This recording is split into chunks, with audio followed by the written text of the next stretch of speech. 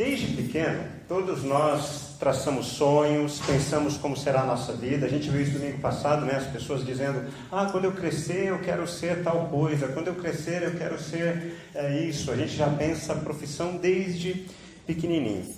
Só que é engraçado que, embora biologicamente a gente cresça, emocionalmente a gente continua criança. A gente acha que as coisas vão acontecer num passe de mágica, como se existisse uma fada dos dentes que pudesse atender os nossos desejos. Mas eu tenho aprendido que a vida ela é feita de oportunidades. E ou você aproveita essas oportunidades, ou você não aproveita essas oportunidades. Ou seja, depende de você traçar e determinar aquilo que você vai aproveitar ou não. Deus nos concede oportunidades. Porque o nosso amor a Deus, ele é medido pelas oportunidades que nós aproveitamos, em especial quando a gente ama pessoas, ou não. Sexta-feira da semana retrasada, estive lá no bairro de São Paulo. Gente, como é que é o nome daquele bairro? Perdizes? Existe esse bairro em São Paulo? Perdizes, isso. 3 horas de trem, metrô e ônibus até chegar lá, além de me perder, né? Faz parte. É se perdendo que a gente se encontra. Eu fui lá num lugar chamado Centro Paradigma. Ele é um centro de pesquisa, ligado a algumas instituições de universidade, e eu fui lá procurar informações sobre mestrado na área de análise do comportamento. Porque é algo que me fascina, mestrado, estudar e análise do comportamento. E conversando com um dos diretores desse Centro Paradigma, ele me fez um desafio que aquilo mexeu comigo por dentro. Porque tem tudo a ver com aquilo que eu acredito que Deus tem para a minha vida. E ele falou assim, Eugênio, depois que a gente analisa um problema, a gente intervém de maneira científica sobre esse problema, e a gente obtém as respostas, a única pergunta que a gente tem que responder é, depois da nossa intervenção, nós conseguimos transformar o mundo como ele era? Eu falei, uau, é isso! Depois da minha intervenção no problema, o mundo tem que ser transformado por aquilo que eu fiz, de preferência para o bem, não para o mal. E aquilo mexeu profundamente comigo. E tem muito a ver com o que a gente vai pensar e refletir nessa noite. Cecília Meirelles era uma escritora brasileira e ela escreveu essa frase em um de seus livros, achei fantástico. Há pessoas que nos falam e nós nem as escutamos. Há pessoas que nos ferem e nem cicatrizes deixam. Mas há pessoas que simplesmente aparecem em nossas vidas e nos marcam para sempre. Eu acabei de vir de um velório, de um enterro, e pude ver lá pessoas chorando. E por mais que seja triste um velório onde há pessoas chorando, para mim é a expressão mais linda de carinho.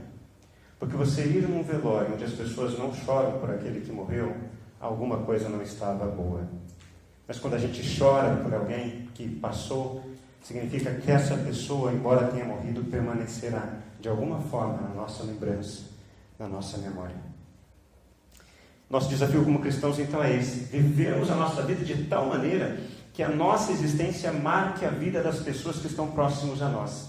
E dessa forma, Deus seja glorificado através da nossa história. Tenho falado aqui alguns domingos, Deus não precisa de pastores. Deus precisa de homens e mulheres apaixonados pela glória de Deus, apaixonados em fazer diferença nessa cidade, nesse estado, nesse país. É disso que Deus precisa, gente que ame Ele de todo o coração e queira contagiar os outros dessa forma. E diante das perdas e ganhos que a gente passa pela vida, há coisas que a gente acaba deixando pelo caminho. Mas existe apenas uma única coisa que a gente não pode deixar jamais de procurar. Eu quero convidar você a abrir a sua Bíblia no primeiro livro da Bíblia, livro de Gênesis, capítulo 45, dos versículos 1 a 8. Gênesis 45, versículos 1 a 8. A essa altura, José não podia mais conter-se diante de todos os que estavam ali e gritou: façam sair a todos. Assim, ninguém mais estava presente quando José se revelou a seus irmãos. E ele se pôs a chorar tão alto que os egípcios o ouviram. E a notícia chegou ao palácio do faraó: eu sou José, meu pai ainda está vivo? Mas os seus irmãos ficaram tão pasmados diante dele que não conseguiam responder-lhe. Então José disse a seus irmãos: cheguem mais perto. Disse José a seus irmãos. Quando eles se aproximaram, disse-lhes: eu sou José, seu irmão, aquele que vocês venderam ao Egito. Agora, não se aflijam, nem se recriminem por terem me vendido para cá, pois foi para salvar vidas que Deus me enviou adiante de vocês. Já houve 2 anos de fome na terra, e nos próximos 5 anos não haverá cultivo e nem colheita. Mas Deus me enviou à frente de vocês, para lhes preservar um remanescente nesta terra, e para salvar-lhes as vidas com grande livramento. Assim, não foram vocês que me mandaram para cá, mas sim o próprio Deus. Ele me tornou ministro do faraó, me fez administrador de todo o palácio e governador de todo o Egito. Todos conhecem a história de José. Começa com ele sendo o filho mais novo de seu pai, o irmão mais novo de seus irmãos.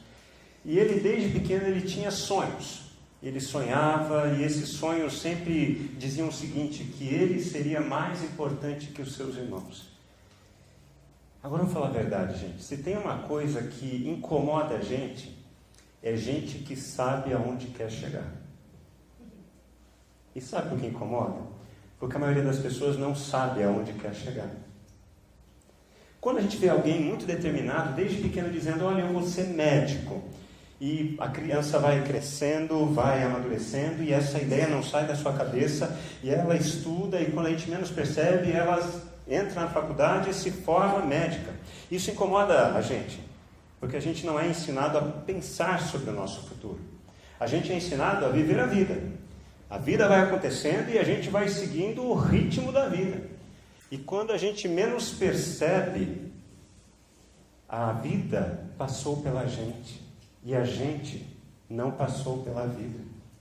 A vida passou pela gente e a gente não passou pela vida. E não é esse o caso de José. Desde pequeno ele tinha muito claro o que ele seria. Ele não sabia que seria governador. Ele não sabia que seria o segundo na linha sucessória do Egito, da principal potência da sua época. Mas ele sabia que ele tinha uma vocação para liderar. E ele pagou um alto preço por isso. Porque então, os irmãos ficaram muito inquietos com essa postura dele e resolveram armar uma arapuca para ele. Venderam ele para uma tribo de ismaelitas, disseram para o pai que ele tinha sido atacado por uma besta fera no campo. Ele, na caravana dos ismaelitas, foi até o Egito, foi vendido no Egito como escravo, foi comprado por Potifar, que era o oficial da guarda do faraó.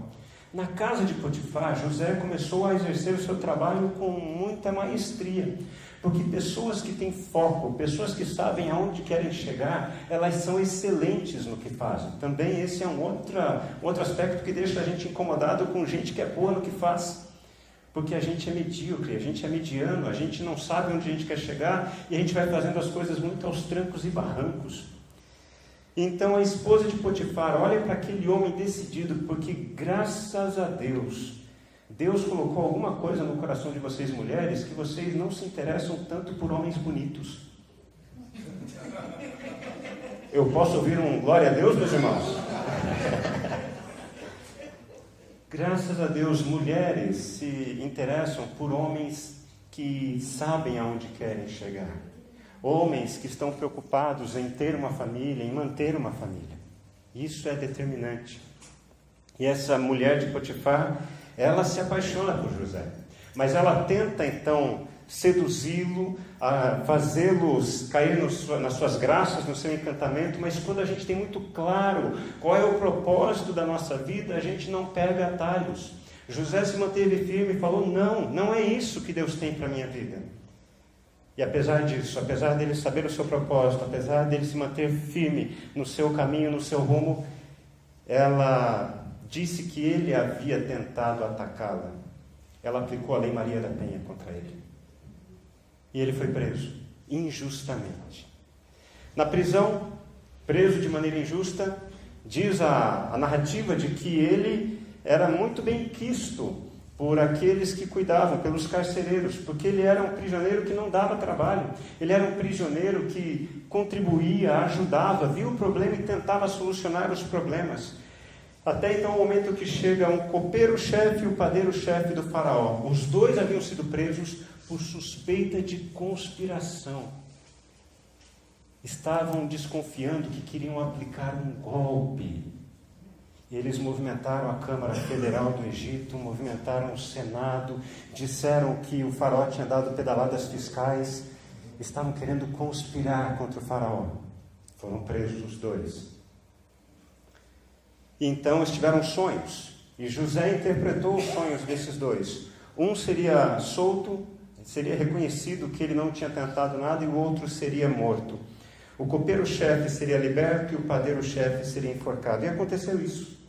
E quando aquele que sobreviveu, o copeiro-chefe, foi liberto da prisão, José falou para ele: lembra de mim quando você retornar para o faraó. E o copeiro, em gratidão, esqueceu de José. Porque quando a gente tem muito claro para onde a gente quer chegar, a gente vai estar cercado de pessoas que só vão estar aproveitando o momento. Porque elas se vendem por aquilo que elas podem aproveitar no exato momento. Porque elas não sabem para onde elas querem chegar. Porque elas vão caminhando de acordo com o ritmo da vida. A vida passa por eles. Eles não passam pela vida. 2 anos depois, o copeiro-chefe lembra de José. Porque o faraó teve sonhos que deixavam ele atônito. E os sábios do reino não conseguiam interpretar esses sonhos. Ninguém conseguia. E o faraó, o rei, ficava atormentado. Então o copeiro disse: lembrei que há alguém na prisão que pode atender o chamado do faraó e responder o que significam esses sonhos. E o texto conta que José, quando soube que iria se apresentar ao faraó, ele se negou a ir até o faraó antes de tomar um banho, antes de fazer a barba e antes de colocar uma roupa nova. Isso é brilhante.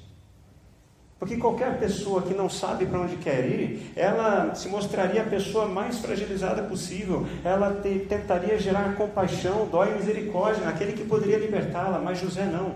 Ele sabia aonde ele queria, aonde ele poderia chegar. Então ele se colocou nessa posição. Por mais que ele fosse um escravo, por mais que ele fosse um criminoso, considerado um criminoso, ele se vestiu como um cidadão.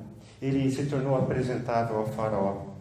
E ele não apenas identificou o sonho do faraó, identificou o problema, que haveria um tempo de carestia, de necessidade, como além de interpretar o sonho, ele aponta a solução. Faraó, é necessário que o rei identifique um homem, alguém que encabece um processo de armazenar os alimentos no tempo de vacas gordas, para quando chegar o tempo de vacas magras, termos ainda uma boa poupança para sustentar o povo.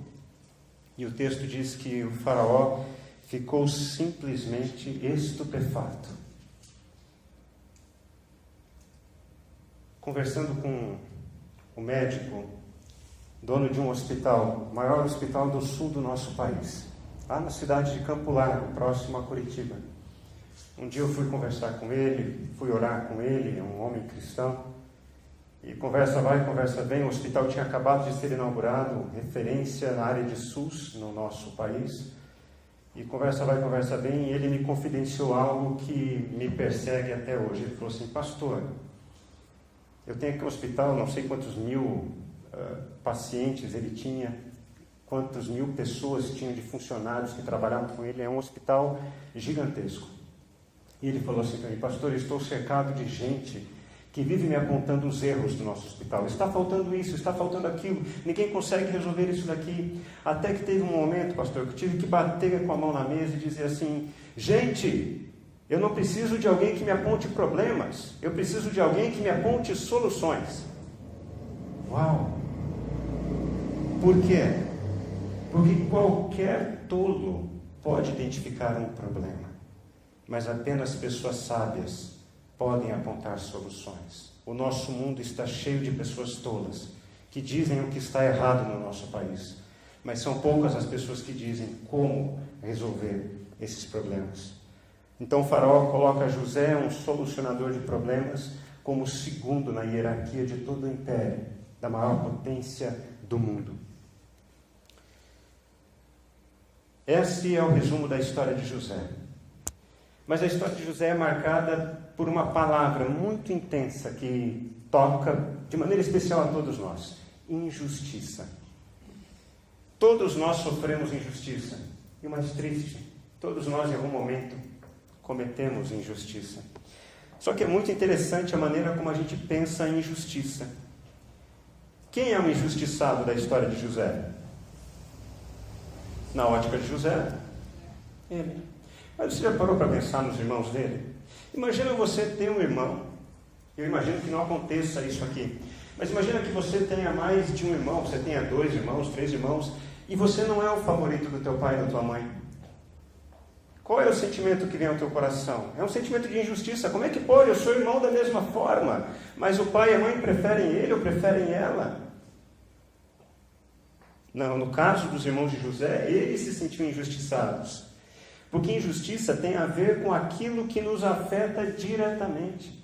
O que é injustiça para mim pode não ser injustiça para o outro. E o que é injustiça para o outro, se não me afeta, não vai ser injustiça para mim. E é engraçado, porque quando a gente tenta resolver uma injustiça, o que a gente acaba promovendo? Mais injustiça ainda. Fazer justiça com as próprias mãos é o mesmo que fazer injustiça. Em vez de resolvermos o problema, criamos outro problema maior ainda. Prêmio Nobel da Paz, 1984, arcebispo anglicano Desmond Tutu. Ele disse assim certa vez: se você é neutro em situações de injustiça, você escolhe o lado do opressor. Se você é neutro em situações de injustiça, você escolhe o lado do opressor. Porque no final das contas, toda a história tem 3 lados. Os irmãos de José se sentiam injustiçados. José se sentia injustiçado. Mas existe uma história que é acima da história desses 2 lados, que consegue enxergar as nuances dos extremos, das polarizações, e consegue enxergar de uma maneira completa aquilo que a gente enxerga de maneira fragmentária. Eu quero que alguém leia para a gente, por favor, os versículos 1 a 3.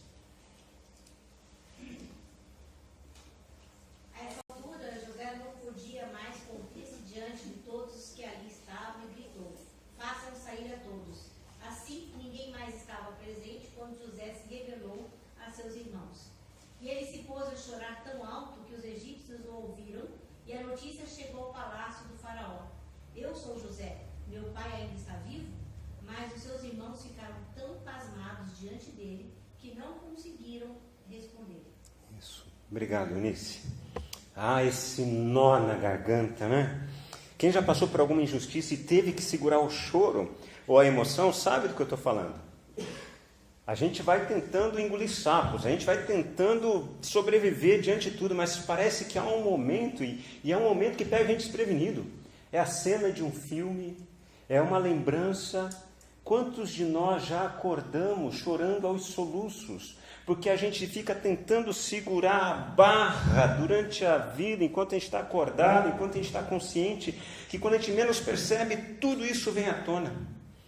Esse choro escondido que vem com toda a intensidade é um choro, é um grito, é um clamor por justiça. José pôs para fora toda a indignação da traição sofrida. Ele chorou tão alto que o choro dele chegou aos ouvidos do faraó. As pessoas que estavam fora do ambiente onde ele estava com seus irmãos ouviam esse choro, de tão alto que ele era. Porque o choro tem um poder especial. O choro, ele nos humaniza, ele nos equaliza, ele liberta a alma que escraviza e a vida que escravizada estava. O choro é essa enxurrada que de dentro salta com vigor para regar os lugares áridos por causa do rigor. desobstrui veias e artérias, pensamentos e misérias, trazendo de volta a vida que um dia se foi. Anos de dores guardadas e choros repreendidos vieram à tona nesse encontro de José com os seus irmãos. Um dia eu ouvi isso de um amigo meu. Ele falou assim: Eugênio, eu acho que você precisa chorar mais. E como ele estava certo. A minha história, eu sou o filho do meio. E como filho do meio, nasci prematuro, com problema de saúde, os médicos não me davam muito tempo de vida. Meus pais tiveram que assinar um termo de responsabilidade para me tirar do hospital. O médico não queria me liberar. E desde a minha infância eu estou ouvindo aquilo.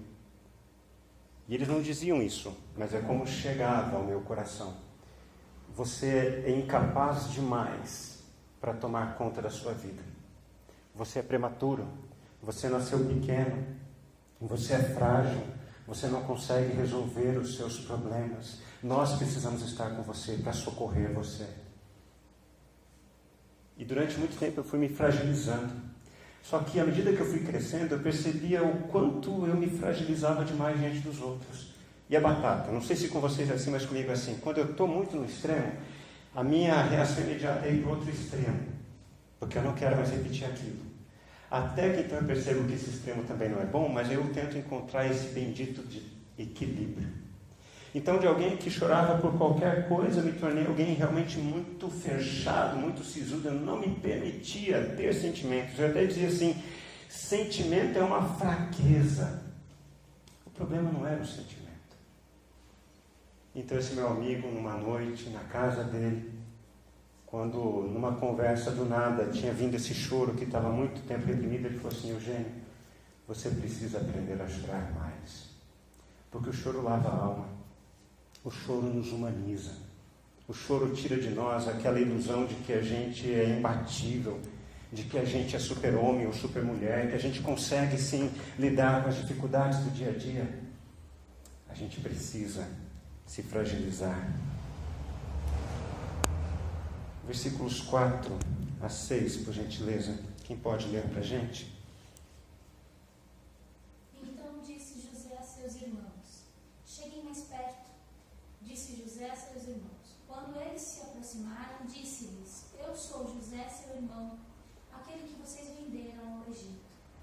Agora não se aflijam, nem se recriminem por terem me vendido para cá, pois foi para salvar vidas que Deus me enviou adiante de vocês. Já houve 2 anos de fome na terra, e nos próximos 5 anos não haverá cultivo nem colheita. Obrigado, Tamara. Viver para a glória de Deus é viver uma vida de serviço às pessoas. A gente está aprendendo isso. Eu só amo a Deus quando eu amo as pessoas. Não tem outra forma de manifestar meu amor a Deus. Não adianta eu fechar os olhos agora e começar a dizer: Deus, eu te amo, eu te amo, eu te amo. Vai ser apenas algo vazio. Esse amor ele tem que ser manifestado no amor àqueles a quem Deus ama, as pessoas. Agora, amar as pessoas implica amar apenas aqueles que me fazem bem? De jeito nenhum. Implica necessariamente amar também aqueles que me causam dor, aqueles que me fizeram mal. Porque diante de tanto mal que há no nosso mundo, a tendência é essa que a gente está vendo. Ele sim, ele não. Polarização. Quem está certo, quem está errado, é esquerda, é direita. Gente, a corrupção no nosso país não é um privilégio de um lado ou do outro. A corrupção é ambidestra. Ela chuta com as 2 pernas. O problema não é político. O problema é outro. É de cultura. Nós não aprendemos a ser nação. Nós não aprendemos a conviver com o bem comum. O que importa é aquilo que vai beneficiar a mim ou a minha classe. E o outro que se dane. Ele não teve as oportunidades dele, azar dele. Ninguém mandou nascer pobre, ninguém mandou nascer negro. Por outro lado, há uma carga imensa sobre quem produz riqueza no nosso país. Há impostos pesados, injustos. Empresários que não podem investir mais, porque tem um sócio que é um verdadeiro sanguessuga. O sócio do empresário é o governo. Detalhe, o governo só tira, o governo não põe. Está errado, porque a gente não sabe ser nação, a gente não sabe ser país. Por isso essas polarizações. Nós contra eles, certo contra errado, bons contra maus. E a história de José nos ajuda a enxergar a vida acima dessa polarização tola e tosca. Observe a maneira de José falar no versículo 4. Eu sou José, o irmão que vocês venderam ao Egito. Eu sou aquele a quem vocês causaram tanto mal. Vocês estavam se sentindo tão injustiçados que vocês nem quiseram levar em consideração o meu lado. Vocês quiseram resolver o problema de vocês. Vocês quiseram me mandar embora, porque se eu não estivesse na história de vocês, vocês seriam verdadeiramente felizes. Mas percebam também o versículo 5. Foi para salvar vidas que Deus me enviou adiante de vocês. Porque no final das contas, toda a história tem 3 lados. O lado de quem se sente injustiçado, o lado de quem é injustiçado, ou vice-versa. Mas tem alguém que consegue enxergar os 2 lados, acima das polarizações, e consegue enxergar as convergências e as divergências. Deus consegue enxergar tudo.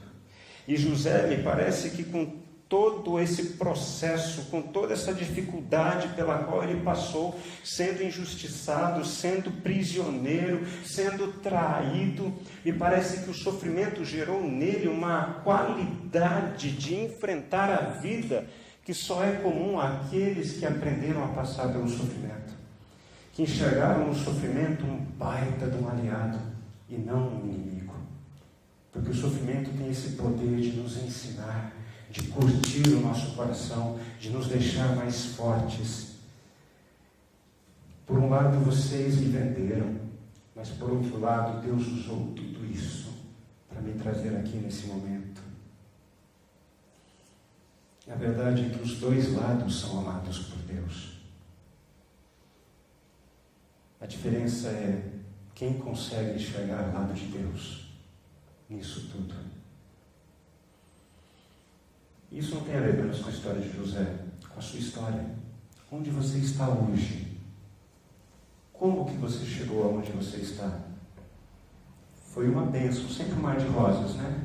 Você não precisou se esforçar, você não teve decepções no meio do caminho, né? Foi tudo tranquilo, como diz lá em Curitiba, foi tudo chuchu beleza. Foi? Lógico que não.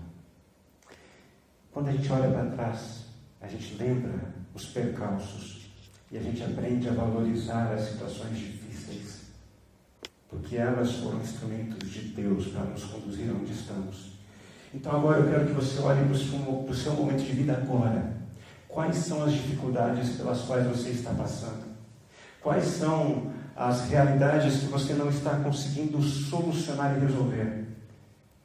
E receba esse sofrimento como uma belíssima companheira, um belíssimo companheiro de caminhada. Porque ele vai conduzir você para o futuro aonde Deus quer conduzir você. E é um futuro bom. Porque Deus tem pensamentos bons acerca da gente, diz a palavra.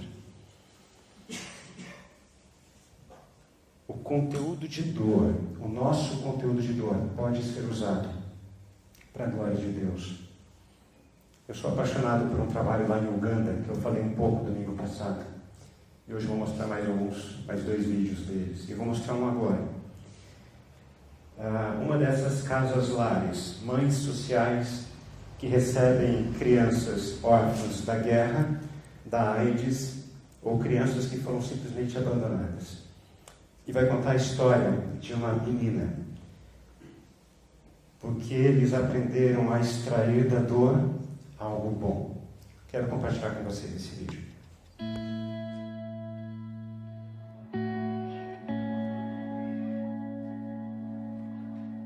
Annette, everything is going to be okay.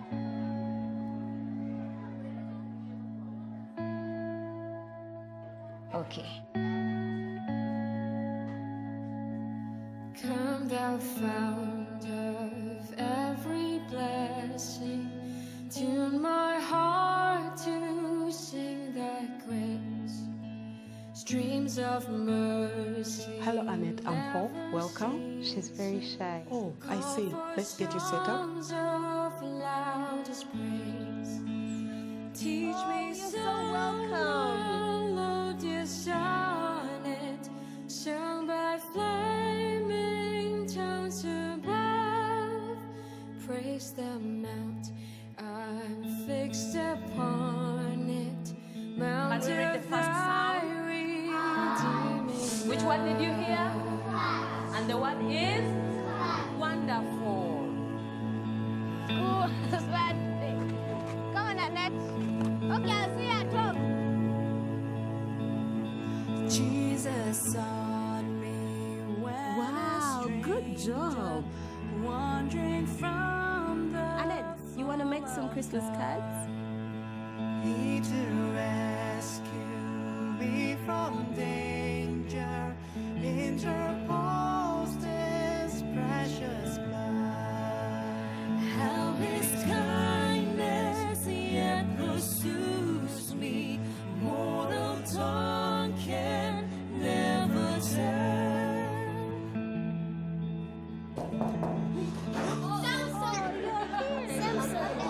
What university you like? Samson, let me make you some tea. Mommy? Oh, she's new and very quiet.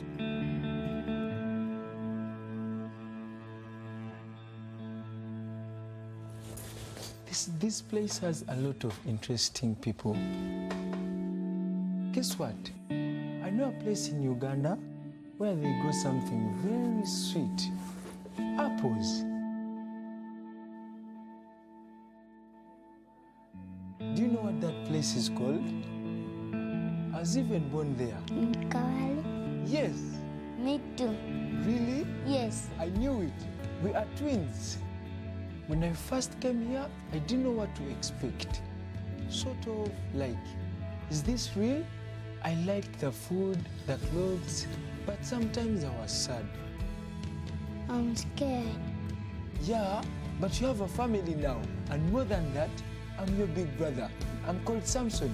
I'm named after the strongest man ever.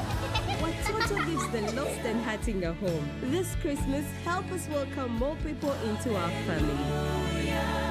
Thank you for loving Watoto. A resposta para o nosso país não está em nenhum partido político. Porque todo partido político, ele tem proposta de poder. Ele não tem projeto de nação. Só que a resposta de Deus para o nosso país está aqui. Nós somos a resposta de Deus para um mundo caído, para um mundo cheio de injustiças que promove mais injustiças. Sozinhos nós somos fracos, mas juntos nós podemos fazer uma grande transformação nessa cidade.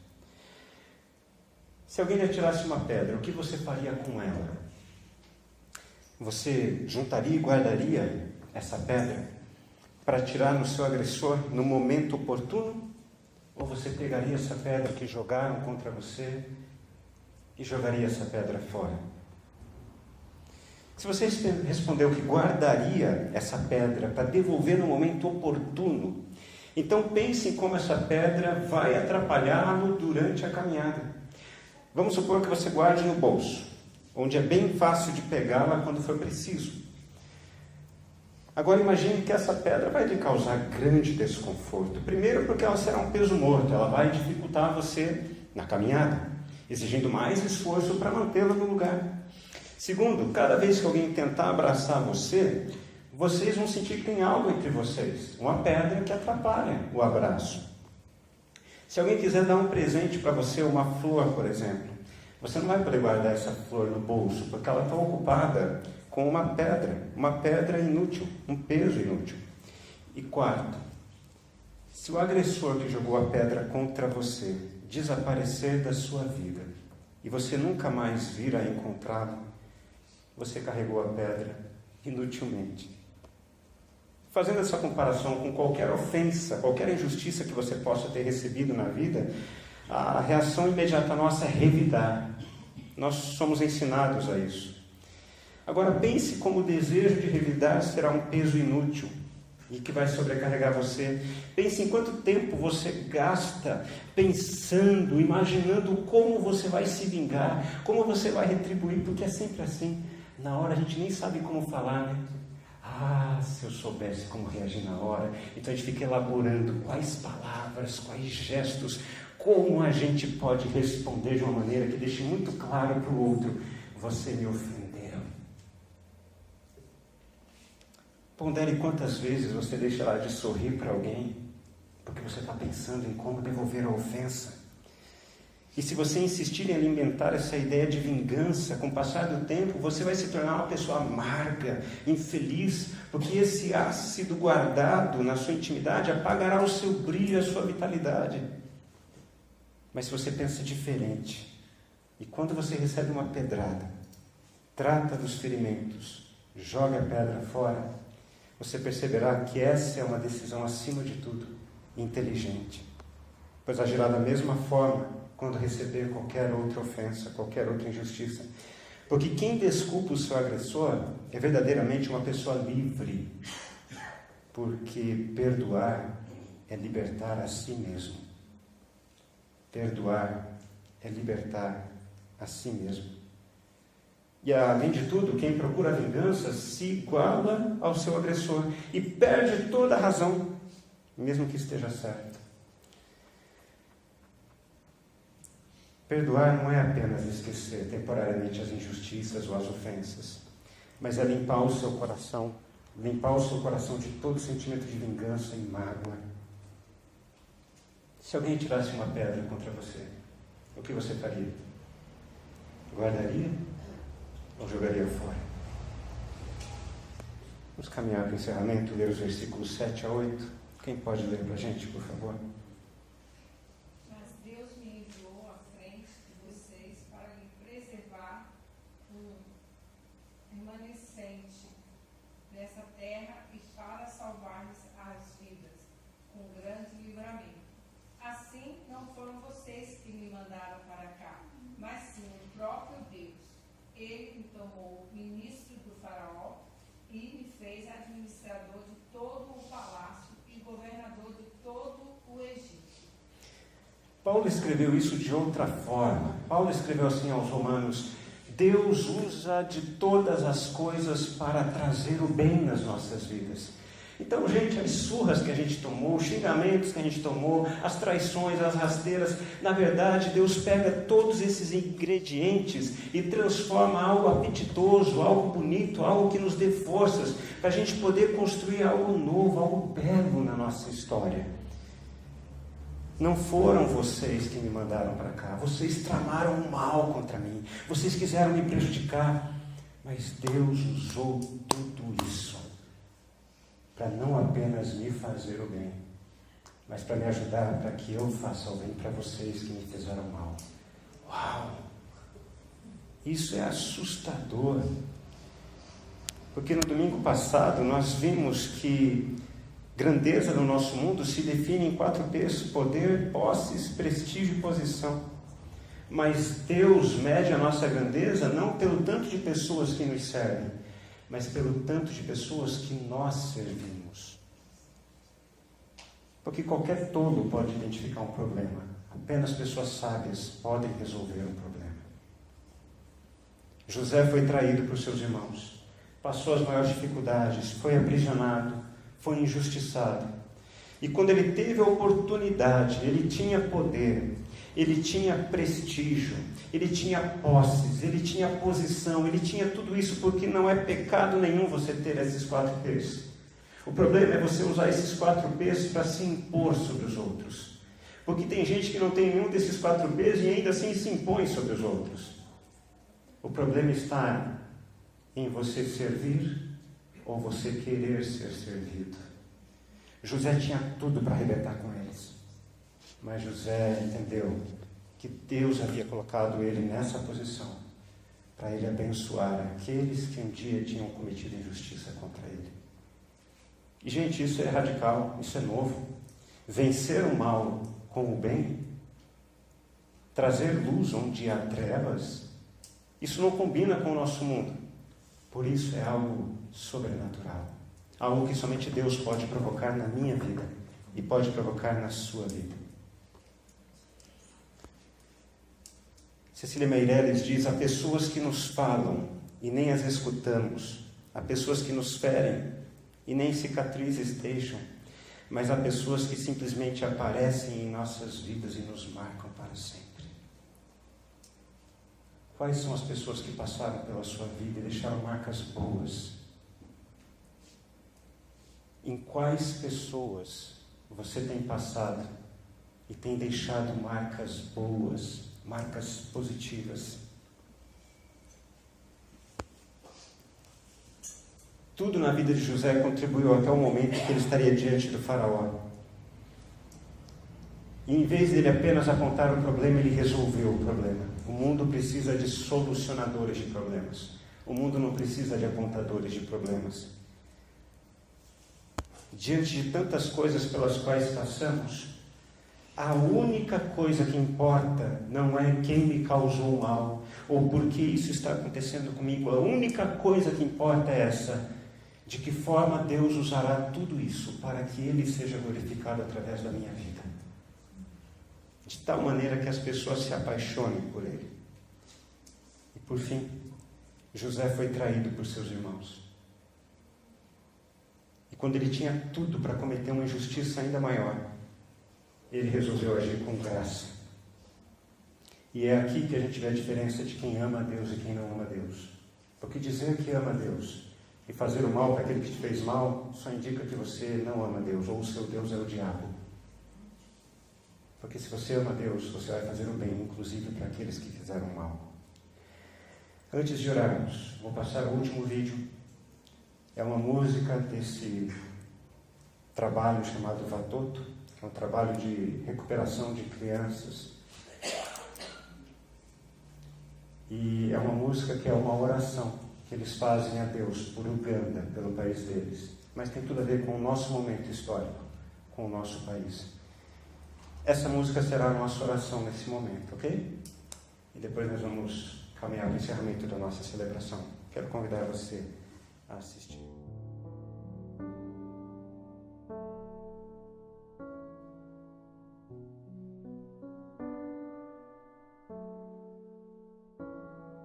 Let justice fill this nation.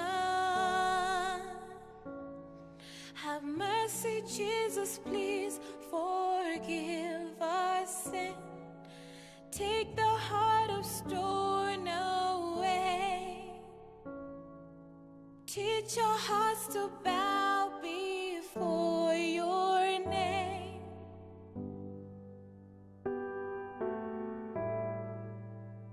Amen.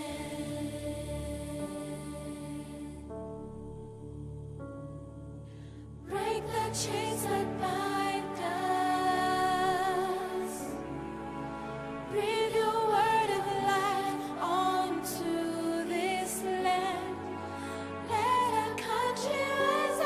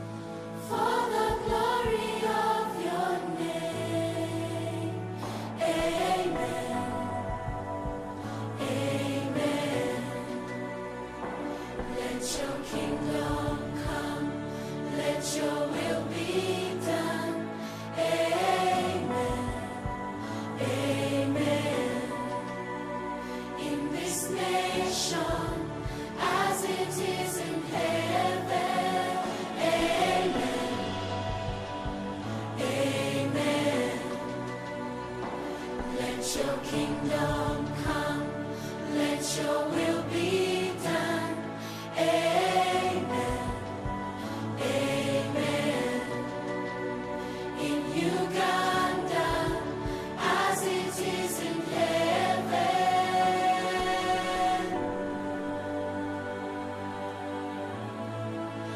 Now we your people, called by your name, humble ourselves and return to seek your face. Lord, hear from heaven, draw near, heal our land.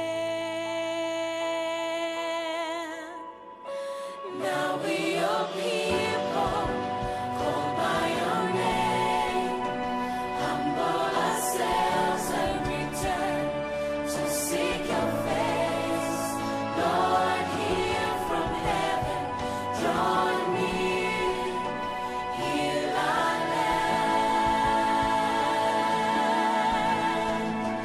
Now we your people, called by your name, humble ourselves and return to seek your face.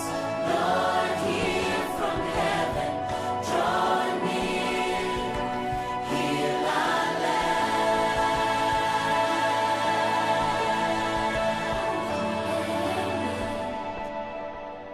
Amen. Let your kingdom come, let your will be done. Amen, amen. In Uganda, as it is in heaven.